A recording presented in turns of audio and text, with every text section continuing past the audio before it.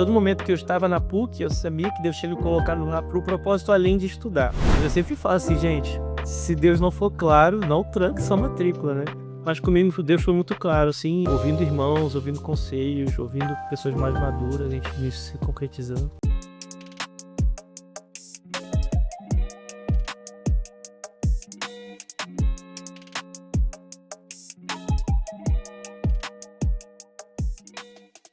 Fala família Jesus Pop School, como é que vocês estão? Olha só, gente, mais um vídeo aqui, esse canal específico que a gente fala sobre missões. Então, se você se interessa sobre esse assunto, já clica aqui embaixo para você se inscrever. E hoje, meus amigos, nós temos a honra de trazer um grande amigo do Senhor aqui com a gente, que é Davi Cardoso. Tá aqui, meu mano, meu prazerzaço. Davi tava lá com a gente na Jesus Pop School, já deu várias aulas aí. Os alunos já estão insanos depois que você deu as aulas, o pessoal tá gostando pra caramba. E aproveitamos ele para trazer ele aqui pro podcast. E aí, o que você tá achando de Bragança? Eu sempre amo, estar aqui é sempre muito bom. Então, foram 3 dias muito bons ali com os alunos. Acho que tá segundo ano que eu tô aí na escola, né? Espero estar sempre com você, sempre sou muito abençoado com todos. E Bragança é muito bom, né? Sempre que eu tô aqui, tô com o pessoal da igreja também, então, indo... A gente sempre se reúne pra comer, né? Comer, crente se reúne pra comer, churrasco de mal junto, começando, tendo tempo junto, uma dança à tarde, sempre muito bom. Bom, pra gente é um prazer. Acho que um dia pode colocar você na grade fixa, né? Isso, fechou. Todo ano, Davi tem que estar aqui com a gente. Show. Por mim é isso aí. Fechadíssimo. Então, pra quem não sabe também, Davi é pastor da igreja Grão, né? Lá do Rio de Janeiro. Ex, no Rio de Janeiro. Ô, Davi, conta pra gente como foi esse processo. Talvez o pessoal conheça muito você por conta do pastoreio, ou até mesmo por conta das músicas. Mas como foi esse processo de conversão assim na sua vida? Sim, eu sou... Assim, minha família sempre foi da igreja. Meu avô, ele era plantador de igreja, foi plantou uma igreja de Vinas. Minha família sempre foi muito envolvida no ministério e tudo mais. Mas eu tive um encontro com o Senhor mesmo com 16 anos, né? Então, assim, eu cresci tendo entendimento, né? Mais, assim, um entendimento moral, mas eu sempre não conseguia acompanhar esse entendimento moral. Eu acabava aquela crise ali de Romanos 7, né? O bem que eu quero fazer, se eu faço, tudo mais. E com 16 anos eu tive esse encontro com o Senhor. A partir disso, comecei, assim, mergulhei de cabeça mesmo, assim, esse relacionamento com o Senhor, além de uma mera religiosidade, né? Então, eu falava que eu era crente, mas aquela velha história, né? Eu não era de fato regenerado, nascido de novo. E desde então minha vida foi transformada, assim. E é muito doido porque eu sou carioca, minha família é mineira, e nesse processo eu entendi de congregar em uma igreja em Minas. Então eu sei que isso não é, a gente vai falar de missão aqui, isso não é usual, isso não é a norma, né? Mas eu sei o que eu pus no meu coração. Então eu estudava, eu fazia PUC Rio nessa época, fiz engenharia na PUC. Então eu estudava até quinta, sexta ali, pegava grades assim e passava o final de semana lá em Rubi com a igreja. Então essa foi minha vida aí durante alguns anos. Muito bom. Hoje você é integral. Sim, sim. Tem uma história engraçada, assim, porque, ó, você que está no contexto de missão aqui, não tente fazer isso. Na hora de ser a minha história, não replique minha história na, na vida de vocês aí que estão me ouvindo. Mas até a ideia, como eu cheguei na PUC, foi muito doido, assim, né? E encurtando um pouco a história, assim, mas contando que eu acho que é interessante. Eu fazia engenharia civil em outra faculdade. Eu estava muito envolvido na faculdade naquela época, muito envolvido nos estudos, monitorias, enfim, trabalhando pra caramba. Dizer que eu queria mais bolsa, estava muito apertado para mim. E eu lembro que eu estava orando, indo para a faculdade, e eu senti muito forte, assim, muita convicção do Senhor, assim, fica no ônibus, que eu vou falar contigo. E eu fui chorando, assim, me perdi no ônibus ali. E Deus falava comigo sobre uma vida íntima com Ele e tudo mais. E o posto não era Habacuque. Aí eu entrei na PUC assim, falei, sabe o que Deus quer comigo, né? Eu liguei pra minha mãe e eu falei, mas acha que eu sou meio doido, mas... E Deus quer me dar uma bolsa aqui na PUC. Resumindo muito a história, eu conheci um um rapaz que trabalhava lá no restaurante, que era marido de uma moça que trabalhava com a minha mãe. E falou: "Ah, de vez em quando o reitor passa aqui." E aí esbarrou com o reitor, ele, ó, esse menino quer estudar aqui, ele vem aqui amanhã conversar comigo. Eu fui, ele gostou de mim, me deu uma bolsa. Então eu tive sempre esse entendimento, assim, de que Deus queria que eu estivesse no ambiente ali da PUC, da universidade, né? Isso tem muito a ver com o ano, que a gente vai falar assim, como eu entrei na PUC. Então, em todo momento que eu estava na PUC, eu sabia que Deus tinha me colocado lá para o propósito além de estudar. Até que no finalzinho eu estava no meu TCC e eu tive esse entendimento muito forte. Eu estava indo para a PUC também. E no ônibus eu tive um entendimento orando no Senhor. Assim, no Rio você tem que orar no ônibus, né? Que você fica 2 horas no ônibus. A gente aproveitava para orar, ler Bíblia, ler outros livros. E eu tive um entendimento muito grande também, que eu tinha que trancar minha matrícula e entregar isso para Deus. Mas eu sempre falo assim, gente, se Deus não for claro, não tranque sua matrícula, né? Mas comigo Deus foi muito claro, assim, e eu ouvindo irmãos, ouvindo conselhos, ouvindo pessoas mais maduras, a gente nisso se concretizando. Então foi doido que Deus me botou na PUC, depois, mas eu com certeza não estaria vivendo muito do que eu estou vivendo hoje se não fosse isso. Foi nisso que a gente conhece, eu conheci o Aleio Canta, foi nisso que a gente se envolveu muito com o movimento universitário, estudantil na época. E aí eu saí para mergulhar de cabeça assim na missão, mas antes assim eu trabalhei muito com empreendedorismo, ajudei muito meu pai, mas é algo muito é, mais é, não era algo tão uma CLT, vamos botar assim, né, de segunda a sexta ali, era algo mais eu fazia o meu horário, então isso me facilitou assim para eu poder me dedicar 100%. E que bom. E a escolha do curso, você acha que a faculdade ela foi um acesso para você conhecer o pessoal e como que é a faculdade hoje, como que você vê com a visão da faculdade em relação à sua vida hoje? Você acha que esse foi só o meio a qual Deus utilizou, ou você também consegue aplicar aquilo que você aprendeu na faculdade? Sim.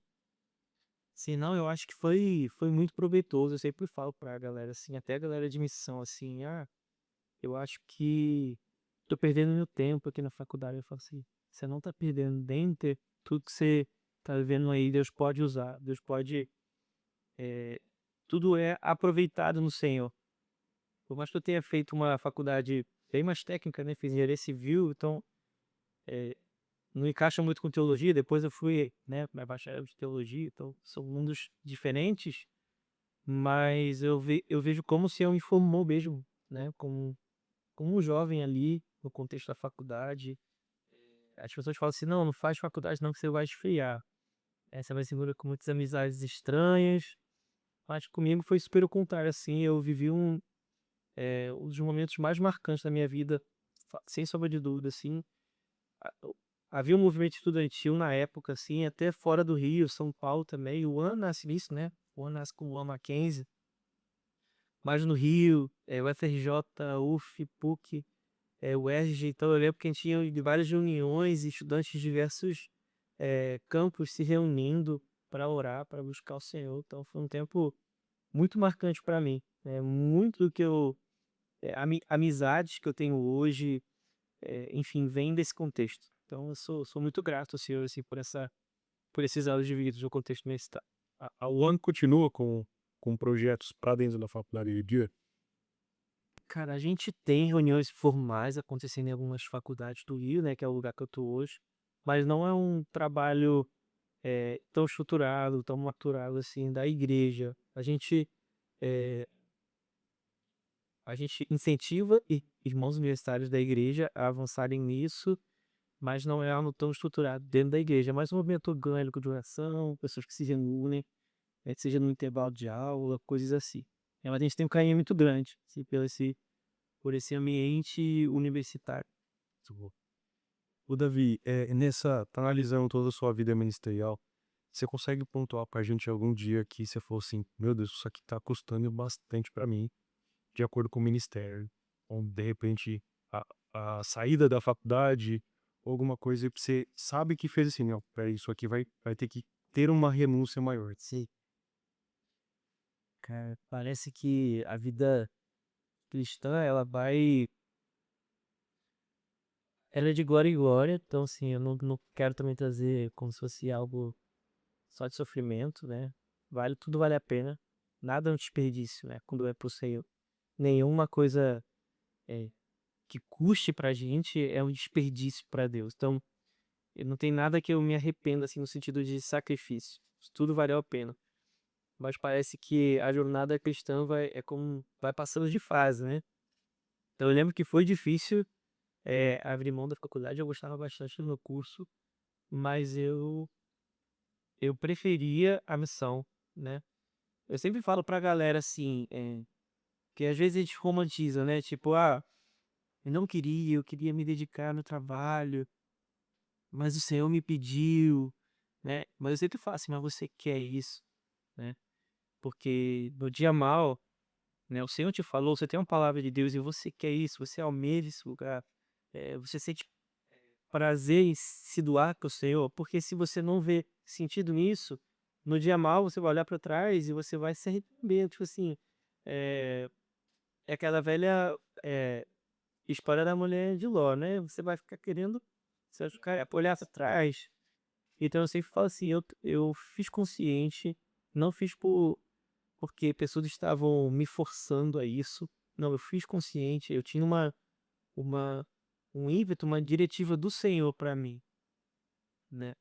Uma paz no meu coração para fazer isso. Então eu gostava da engenharia, mas eh, eu sempre fui apaixonado em viver o que eu faço hoje. Então eu amo fazer o que eu faço. Sinto prazer nisso. Tem dias maus, né? A gente tem dias assim, meu Deus, será que é isso? Mas é o dia mau de todo mundo. Toda vocação tem o seu dia mau. Então eu sempre falo pra galera, calcule o custo. Calcule o custo. Porque vai ter. Se não custar, o evangelho ele custa, né? A graça ele é preciosa, como o Rifa gosta de falar, mas ela tem o seu custo, né? Então, largar a faculdade tem um custo. Logo depois, né, a gente casou e tudo mais, a plantação do Rio aconteceu e a gente entendeu de ir para São Paulo. Então, assim, largar o contexto que estava perto de família e para um outro contexto, é, agora, né, outra, casaram na época, passei 5 anos em São Paulo, tivemos sacrifícios lá, passamos por um luto por conta de uma gravidez da Ana, né, a gente teve uma neném que nasceu incompatível com a vida, passar esse luto longe da família, depois da Ana engravidar, eu tive que dar suporte para a igreja do Rio novamente, então a gente voltou para o Rio, outra mudança, agora perto da família, já pensando uma plantação no sul da Alemanha, que na teoria é maravilhoso, eu estou muito animado, mas 5 horas de fuso, 4 horas de fuso, longe da família, pensar Francisco crescendo longe, né, de familiares, língua nisso tudo, então às vezes a gente olha só a parte do glamour, mas tem custo, sabe? Então eu sempre equilibro essas coisas. Não é só olhar o custo, nem só olhar o glamour da coisa, né? É uma vida com um pé no chão. A missão é feita de realidade. E a realidade da vida é que tudo vai ter custo, né? Mesmo fora da missão, a nossa vida, a gente está calculando custo e sacrificando todo momento. Aqui a gente usa muito a expressão de estação, né? Então, qual é a estação que você tá passando e tal. E a certeza que as estações vão mudar é que nesse meio tempo alguma tempestade você vai enfrentar. E se o seu pé não estiver firmado ali na bocha mesmo, e de forma até prática, se você não está embasado numa palavra do Senhor, provavelmente você vai se acabar titubeando ali para algum lugar, né? Mas muito bom saber que permanece e não só de forma escatológica, né? Porque eu acho que às vezes a gente fica muito com essa visão de que o Senhor é a nossa esperança de forma plena, e a alegria do Senhor plena vai vir, mas existem alguns prazeres o qual o Senhor nos dá pra gente nessa trajetória, né? Poucos ter analisado sobre o seu. Sim, é, é muito interessante ficar falando da questão da esperança futura, porque de fato somos peregrinos. Estamos como igreja peregrinando, né? Do deserto da vida.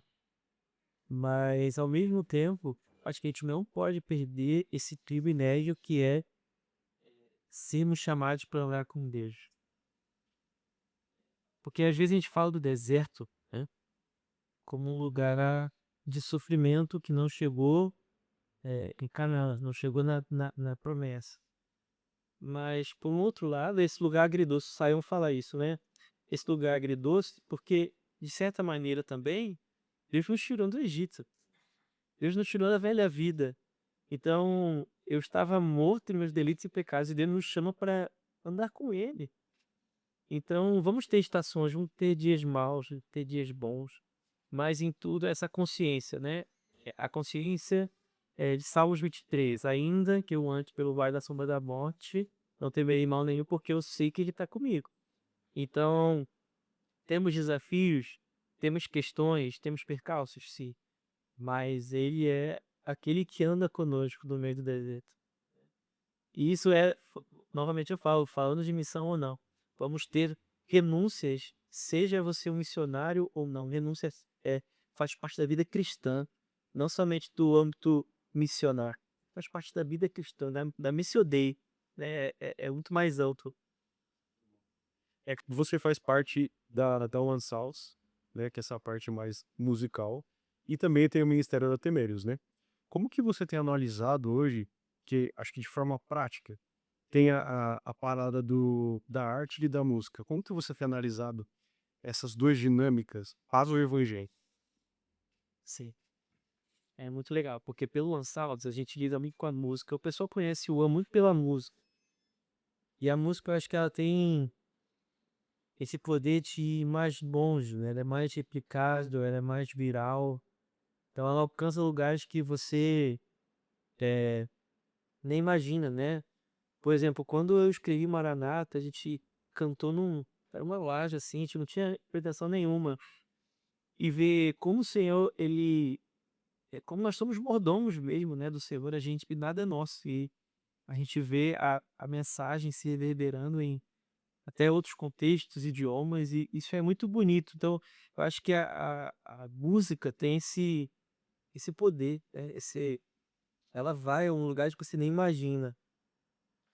E por outro lado, pelo Teméis, um dos braços do Teméis que a gente fala muito é a editora, né? Então, a literatura, ela já vai, eu vejo que ela vai mais profundo, né? Então, ela não tem tanto esse âmbito viral como a música, mas cada pessoa que pega um livro ali, ela se debruça no livro, a mensagem só presta tempo, a mensagem são só 4 minutos de mensagem, é uma jornada com 200 páginas, 300 páginas ali. E eu vejo que isso tudo, no fim das contas, são ferramentas para o evangelho, sabe? O Tim Keller vai dizer que o evangelho, eu sempre falo isso, essa frase, eu amo essa frase de Tim Keller que ele fala, o evangelho não é o ABC da vida cristã, o evangelho é o A a Z da vida cristã. Então ele fala que é impreciso a gente começar não sabendo o evangelho e depois desenrolar o nosso ministério em outras frentes que não seja o evangelho. Não. É o A a Z. Então tudo que nós fazemos é a partir do evangelho. Então seja na música, o foco é a boa nova. Seja nas traduções, edições literárias, o foco também é boa nova. Então eu vejo que a arte, ela a gente precisa olhar para a arte entendendo a beleza de Deus, que faz parte da boa nova, né? A criação, Deus que criou todas as coisas. E te vendo os atos do evangelho, criação, que é da redenção, consumação. Então tem espaço para beleza, tem espaço para arte, para música. Então, não é só olhar, tipo assim, vamos fazer uma música, sei lá, worship, porque é o que acontece. Não, vamos pensar a música como um lugar onde nós estamos cantando o evangelho, né? Pensando nas texturas, pensando os sons, pensando no barulho, pensando que nesse exato momento há barulho, há som, há textura ao redor do trono de Deus. Nosso Deus é um Deus extremamente musical nesse sentido. A, a, a narrativa da Bíblia, ela nos mostra sons, ela nos mostra texturas, ela nos mostra cânticos, né? Tem até um livro que o Fábio Coelho lançou, com a Ancestral em parceria com o Desescope, que ele fala um pouco disso, né? Há uma falácia onde os anjos estão cantando de maneira monótona. Não. há uma dinâmica celestial nesse exato momento. À medida que eles contemplam, à medida que eles veem, à medida que eles observam, eles replicam com cântico, eles respondem com cântico.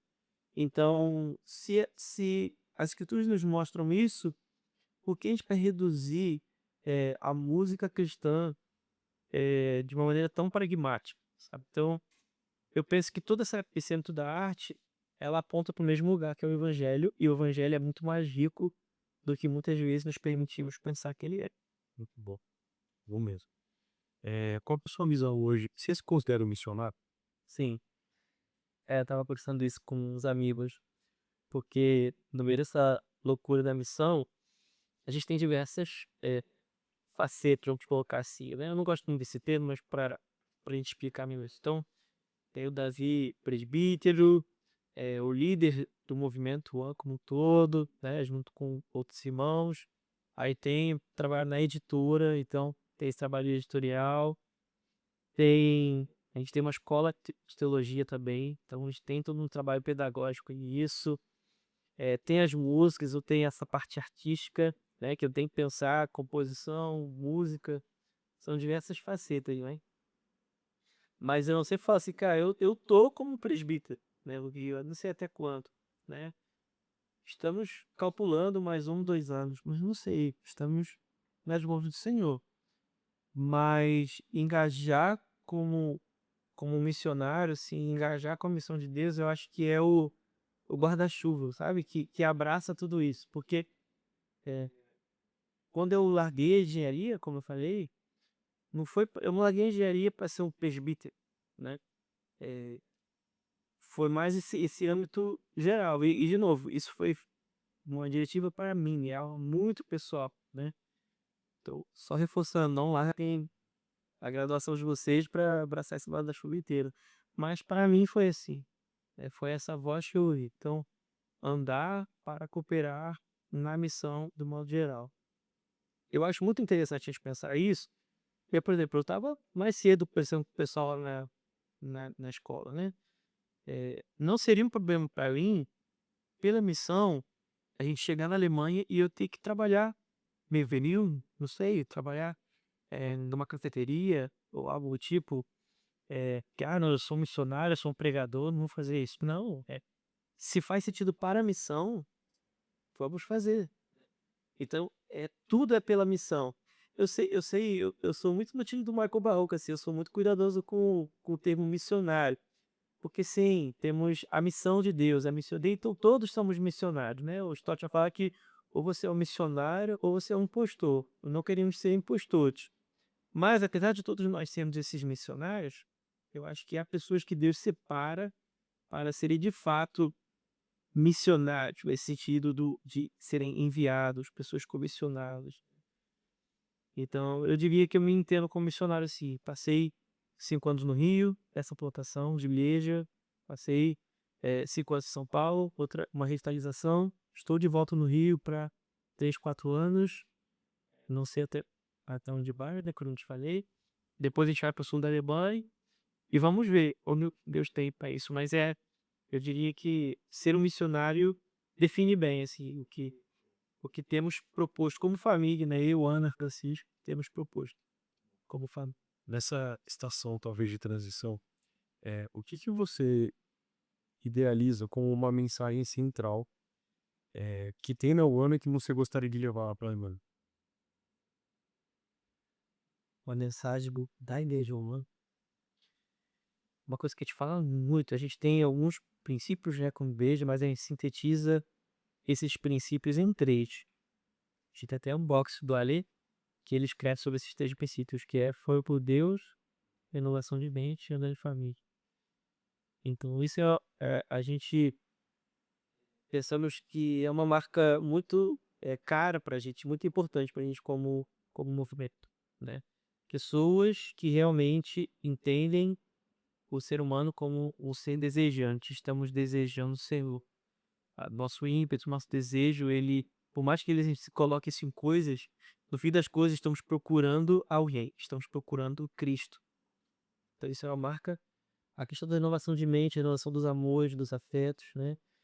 Entender que como Calvino vai dizer, o nosso coração é uma fábrica de ídolos. Toda hora a gente tem que olhar nossos amores e deixar Deus destronar esses amores para que a gente se volte unicamente para Ele. Então, no fim das contas, a renovação de mente de Romanos 12 não é uma mera reprogramação cognitiva. Deus não está propondo para a gente para que a gente apenas pense em outras coisas, mas tem muito mais a ver, o apóstolo Paulo está nos mostrando um caminho muito mais profundo, que tem a ver de nós amarmos o que deve ser amado. Então é um reposicionar de amores. Então, renovação de mente vai tocar muito nisso para a gente. Então, canalizar nossa fome no Senhor, olhar os nossos afetos, deixar Deus recalibrar nossos afetos e fazermos tudo isso no âmbito de comunidade, né, de família espiritual. Então, vivermos um ambiente onde pessoas estão reunidas, como em Antioquia, mesmo sendo pessoas diferentes, né? Pessoas de diferentes contextos, diferentes lugares, mas procurando a mesma presença. Reunindo ao redor da presença, o Espírito pode nos direcionar. Então, eu diria isso.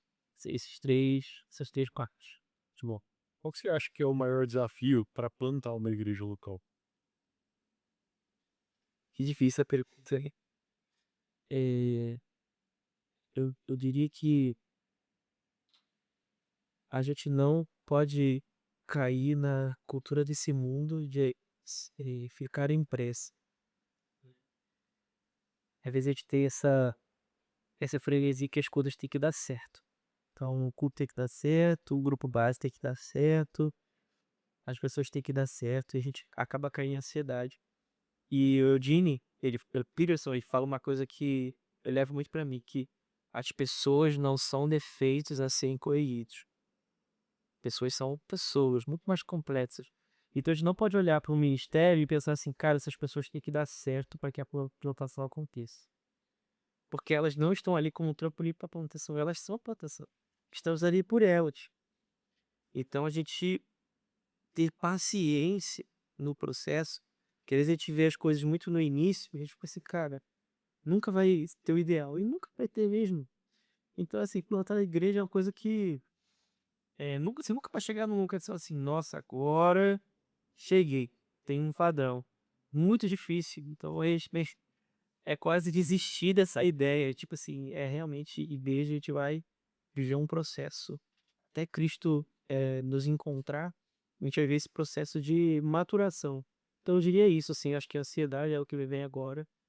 Eu acho que é importante a gente descansar no Senhor, a gente entender que a gente não é o salvador do mundo, a gente não é o super-herói, nós precisamos de descanso, precisamos olhar para nossa família, precisamos olhar para a nossa espiritualidade.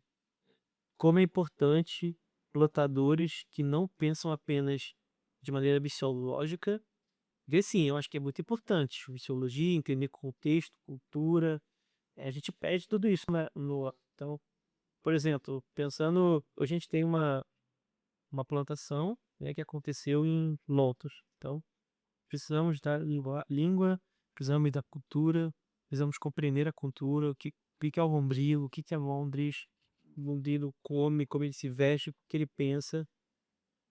Isso é muito importante para a gente. Ter a documentação, chegar certo, né? Não faz sentido para a gente. Pessoas que estão todas enroladas em documentação papelada, e isso não é um testemunho legal na nossa visão, como igreja a gente pede documento, cultura e língua, né?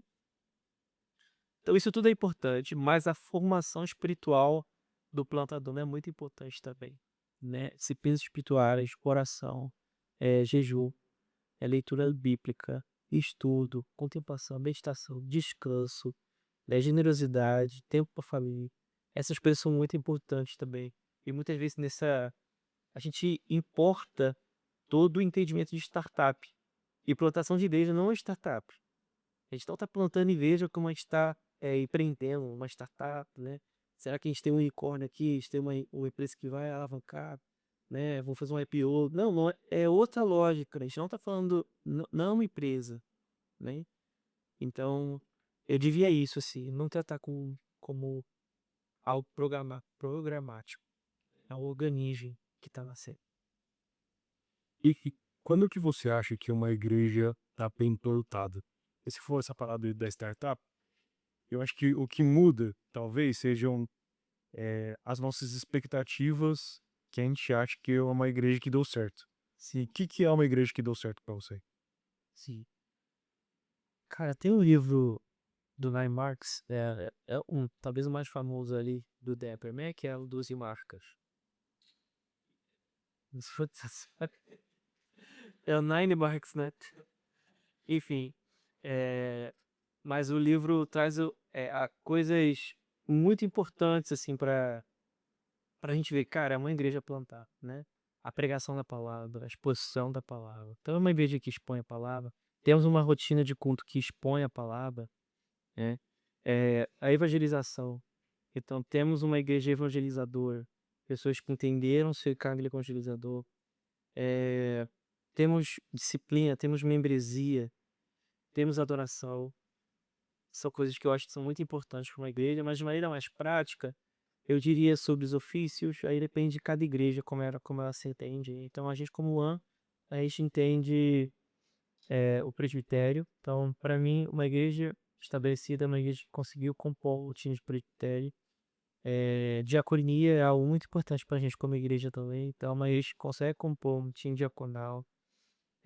Uma igreja que consegue articular bem o evangelho nas suas dimensões ali, seja no ministério de música, seja no ministério de mídia, seja no ministério de organização de culto, ordem de culto.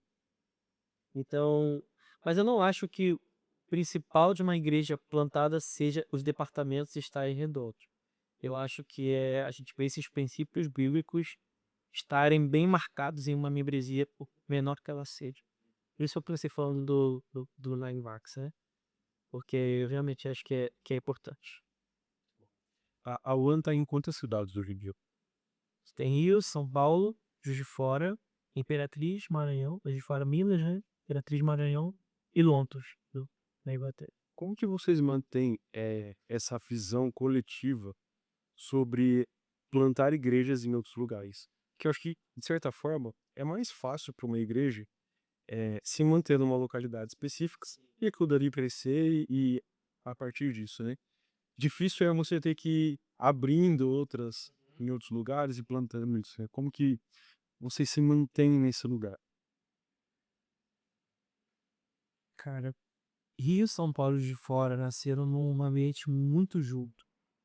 Então, né, que eu vinha muito para São Paulo, eu cantei muito pro Rio. O Ale, ele foi de São Paulo pro Rio, então ele morou tanto em São Paulo como Rio. Depois o Ale foi pro Juiz de Fora.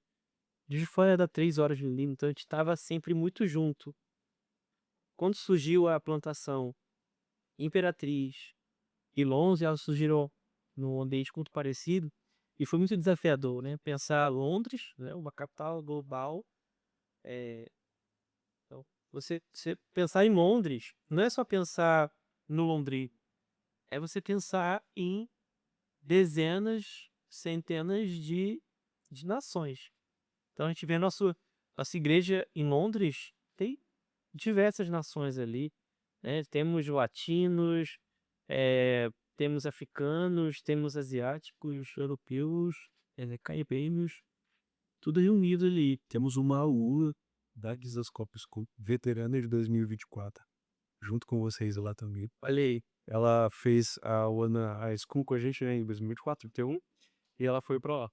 Olha aí, ao longo disso também. Então, pensar essa plantação multinacional nesse tipo de etnia, de povos, e pensar no interior do Maranhão, né, um dos piores IDHs do Brasil, né, um ambiente muito mais desafiador nesse sentido socioeconômico, e você vê que cada contexto tem seu desafio, né? Você pode falar assim, plantar uma igreja no interior do Maranhão deve ser muito mais desafiador do que plantar uma igreja em Londres. Depende da ótica, né? Cada um tem seu desafio. A gente pode acabar caindo nesse comparativo e a gente vai sempre achar o nosso desafio maior, ou não esquecer muito cabe da missão. A cada lugar tem o seu desafio. Então, por exemplo, plantar uma igreja no Rio tem desafio, plantar em São Paulo tem desafio. é tão perto, mas parece tão distante, são culturas bem diferentes. Então, pastorear no Rio e pastorear em São Paulo, âmbitos muito diferentes. Então, cada uma tem seu desafio aí. Mas aí, a gente, voltando para a pergunta, né? Quando a gente foi para experimentar essas outras duas igrejas, a gente esbarrou em outros desafios, cara. Tem fuso horário envolvido. Como a gente lida? Que então a gente tem tentado ser bem intencional, né, nos relacionamentos, nos nossos encontros. Então hoje a gente faz 2 encontros dos presbitérios, a gente faz em primeiro semestre e segundo semestre, pra gente ter tempo junto, passar, comer junto, a gente ri, chora, ora junto, lê, pida junto, pensa na igreja, faz tudo junto. A gente tem reuniões semanais também, então toda quinta-feira a gente tá junto, todos os presbitérios reunidos, porque cada localidade faz em um outro horário. Então a gente tenta manter, de fato, assim, esse lugar comum. A gente realmente é muito amigo, acho que isso ajuda, né? A gente não faz igreja por causa da amizade, então não é uma igreja de conivência só por causa da amizade, não é isso. A gente não recruta amigos, não é isso. Mas o reino de Jesus é um reino de amigos, né? Então eu não sou colega ministerial. Eles são meus irmãos, eles são meus amigos. Então isso é muito importante para a gente também. Então a gente está sempre cultivando esse lugar fraterno. Muito bom. Ô, Davi, como que é a escolha de quem vai plantar determinada igreja? Então, às vezes, você está falando aqui do Rio de Janeiro para o Maranhão. Como que funcionou essa prática? É um de vocês que saiu daqui, que já entendia a cultura e foi para lá? Ou alguém que já entendia a cultura de lá e também ajudou vocês? Sim. Até então, todas essas encontrações foi algo muito orgânico, sempre nasceu dentro do ambiente da igreja mesmo. E foi nascer. E também São Paulo de Fora nasceu nesse entendimento da igreja estava nascendo. Então, as reuniões no Rio, as reuniões de escola em São Paulo, elas até precedem uma como igreja. Já era um ministério que outros amigos, pastores, mentores começaram a nos apontar esse lugar de, cara, eu acho que vocês são uma comunidade, vamos treiná-los e vamos levantar desse lugar. Que foi o que aconteceu em 2017, fomos ordenados em 2017, né? Mas de 2012 a 2017 era um mistério, a gente estava indo nas igrejas, exportando as igrejas, ajudando, tinha música também, tinha evangelização, então tinha música para Roosevelt, música para Lapa do Rio de Janeiro, tinha sobre Santa Carga, que eram mobilizações e praça pública. Mas como igreja mesmo, desde 2016 e 2017, fomos ordenados ao ministério em 17. Era uma ideia muito orgânica ali. Essas 5 igrejas nasceram nesse ambiente orgânico. Na igreja de Londres, a gente tem uma pessoa que cresceu em Londres e o Ale, que está lá, que foi enviado. Na igreja Imperatriz, temos o Gui, que é o presbítero que veio de fora, temos o canto que veio de São Paulo, e temos o Breno, hoje lá também, que é o imperatrizense. Na igreja de São Paulo, do Rio, eu sou carioca, então fui e voltei, né? A igreja, voltei para a mesma igreja nesse sentido. Temos o Manauara lá, né? E temos um outro presbítero que é do Rio também. Em Juiz de Fora, temos um presbítero paulista e um carioca, né? E tem um outro irmão lá de liderança que é Juiz de Fora, Juiz de Fora no meio. Então acho que é um pouco dessa mistura. Agora, como a gente está começando a sintetizar melhor, organizar melhor o que pensamos a respeito de carreira missiológica com plantações de igreja que não vão seguir esse âmbito orgânico. Então a gente está começando a estruturar melhor assim. Tá bom, vamos pensar de maneira estrutural uma plantação, sei lá, na Colômbia, na Argentina, ou em Manaus, ou em Curitiba. Agora que a gente está se abrindo para ter algo um pouco mais formal. Mas até agora foi tudo muito bem. Muito bom. Você falou que toda quinta-feira vocês se reúnem para conversar, né? Acho muito legal. Essa parte da conexão e da se manter, do cuidado mesmo. Mas eu percebi que você é uma pessoa que cuida de muitas áreas, de muitas pessoas. Tem alguém que cuida do Davi hoje? Sim. A gente já não acredita em cobertura espiritual, tá? Deixando bem claro aqui pra gente, cobertura é só de sorvete, a gente vive disso, mas Você presta conta pra alguém? Como que tem sido isso? Sim. Eu acho assim que um, um líder que não é cuidado, ele não cuida, né? Então, a gente sempre precisa prestar contas a alguém. Até pegando um pouco da aula que a gente está tendo agora, né, lá na escola. Eu penso que o discipulado ele é local, né? Então, quem cuida da minha vida de maneira integral, assim, me vê em todas as áreas, vê como é que eu crio meu filho, como é que eu lido com a minha esposa, como eu lido com o meu tempo. Hoje é o Vini e o Timóteo, que são presbíteros lá no Rio. Além deles, eu tenho líderes dentro do ano, então nesse grupo de liderança geral, que eu Ali canta, presto contas ao Ali, eu canta também, da Missão do Rio, mais e da vida como um todo. E a gente também, como ano, presta contas a tipo né? Nós temos diversos pastores, amigos, que a gente está sempre tendo reuniões, conversas, tem discipulado mesmo, amizade. Então, eu penso que todo pastor, todo presbítero, todo líder, ele deve ter esse entendimento, né? Eu preciso prestar contas. Então, pro Timóteo Vini, presto para a igreja uma do Rio de Janeiro, melhor dizendo, né? Presto contas de uma maneira na pessoa do Mitchell. Para o ano como um todo, presto contas na pessoa do Gantz Ballet dessa maneira. E a Dipum, né? Treinando o líder Dipum. Por que você acha que isso é tão importante, Luiz? Eu acho que é um princípio da fé, né? Nós somos membros uns dos outros. A Bíblia ela é recheada de. Poderia falar versículos aqui sobre suportarmos uns aos outros, ajudarmos uns aos outros, edificarmos uns aos outros, perseverarmos na comunhão, Deus, né? Não deixe de congregar. E muitas vezes a gente tira os líderes da congregação, como se ser líder fosse mais importante do que ser o membro, né? O Haroldo ele sempre falava, o Harold Walker, né? O lugar mais alto que nós podemos alcançar é o de sermos membros. Somos membros uns dos outros e membros do corpo de Cristo. Ser um pastor, eu amo pastorear. Sou muito, é um privilégio sagrado. Eu honro o meu Deus servindo, pastoreando seu povo. Mas isso não é mais, isso não pode brilhar mais os meus olhos de ser parte do corpo de Cristo.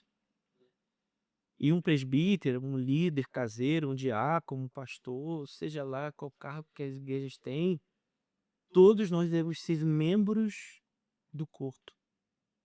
Então, por exemplo, eu sou líder principal da Igreja do Rio, mas eu sou um membro da Igreja do Rio.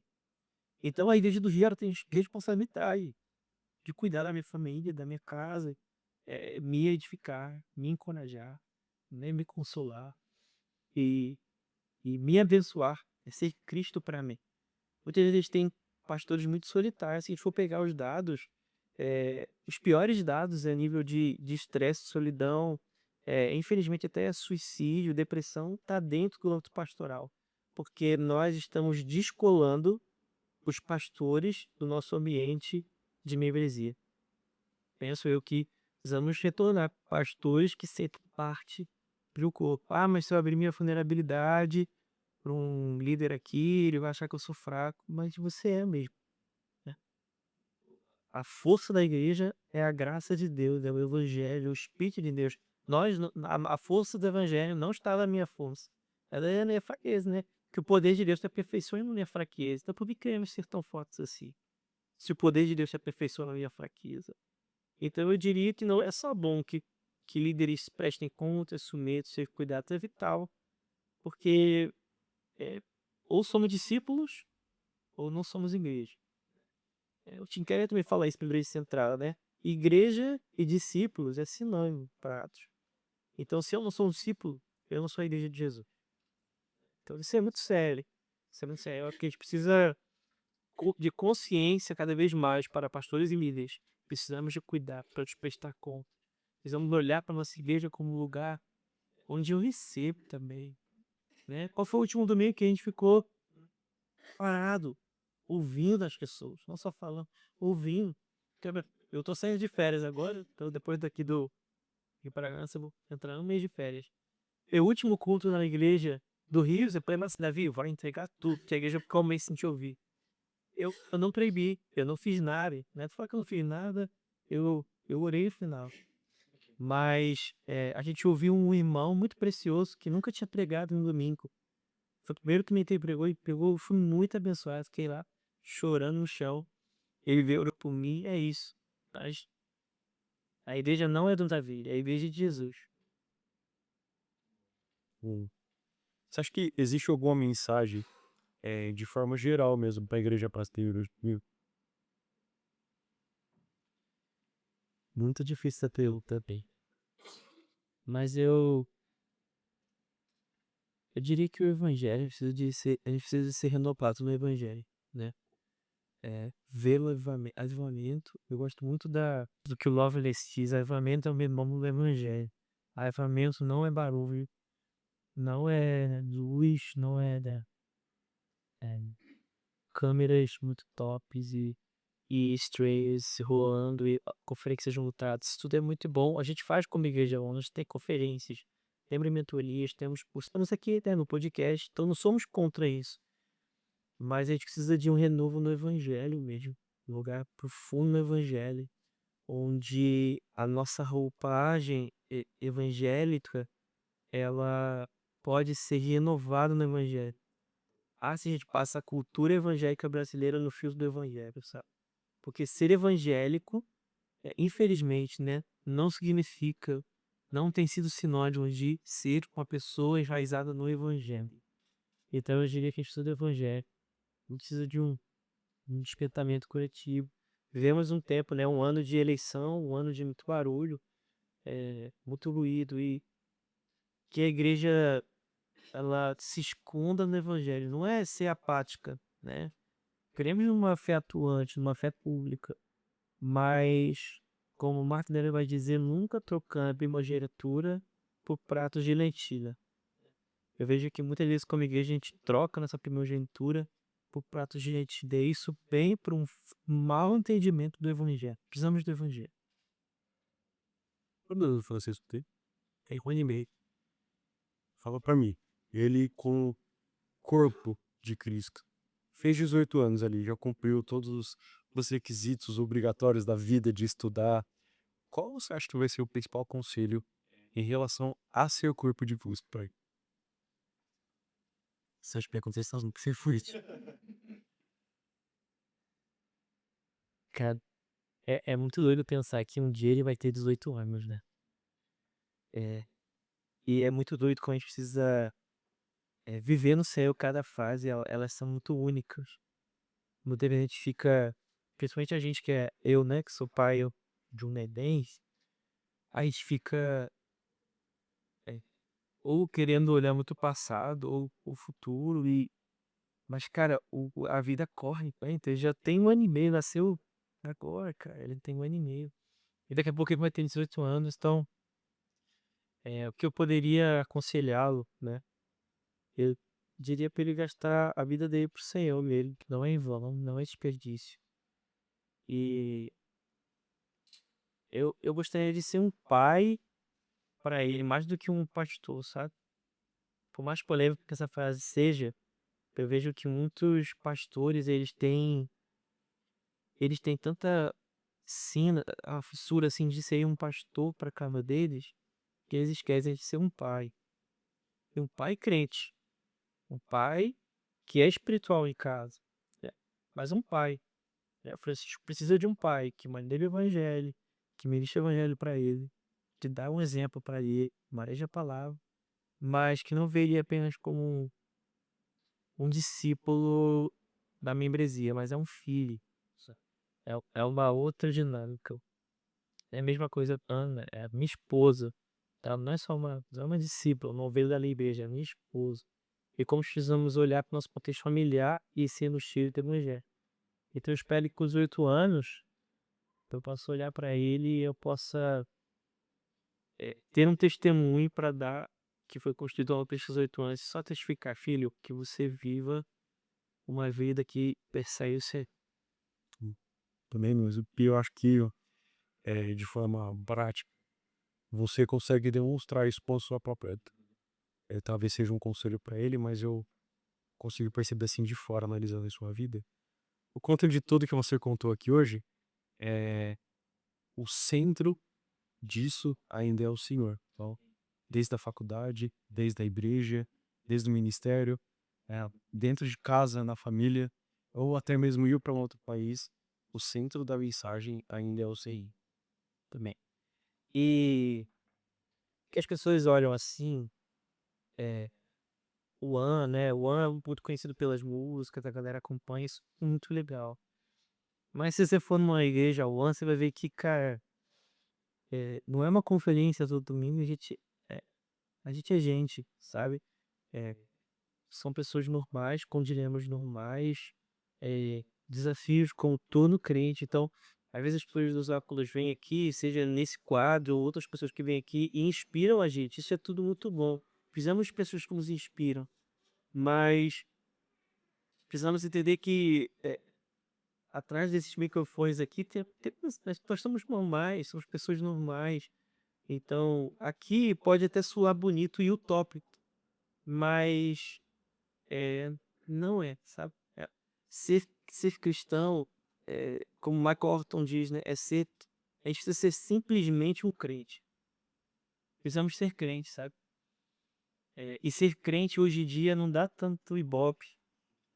A galera quer ser mais, a galera... Não, ele fala uma parada... Mostre que você é o cara diferente da média. Não, cara, o evangelho não é sobre isso, não é sermos medíocres, não é isso. É sermos contentes no Senhor, olharmos para um relacionamento com o Espírito e podemos viver, seja quem está nos acompanhando, é um médico, um advogado, um bombeiro, um estudante, ou do lar, independe, mas uma vida que orbita ao redor de Deus, né? Porque idolatria é isso, né? Como é que a gente sabe que a gente tem um coração idólatra? Quando a gente começa a orbitar ao redor de outras coisas. Então, a vida corandel, que os reformadores falavam, né? É essa vida diante de Deus em todas as áreas. Onde nós podemos, seja na faculdade, que terminou ou não, seja na família, nos desafios de pra lá e pra cá, seja no ministério, seja no trabalho. É tudo isso. Cidadania, né? Tudo isso deve estar orbitando ao redor de Deus e prostrado ao redor de Deus. Isso não é capricho para líderes ou pastores, é para todos nós, né? A reforma foi tão cara para a reforma conquistar esse presunto, o sacerdócio todos os crentes. Então isso é para todos nós, quem está nos acompanhando pode olhar e falar assim, cara, eu preciso gastar minha vida. Então não é nem só um conselho para o Francisco com os 8 anos, não.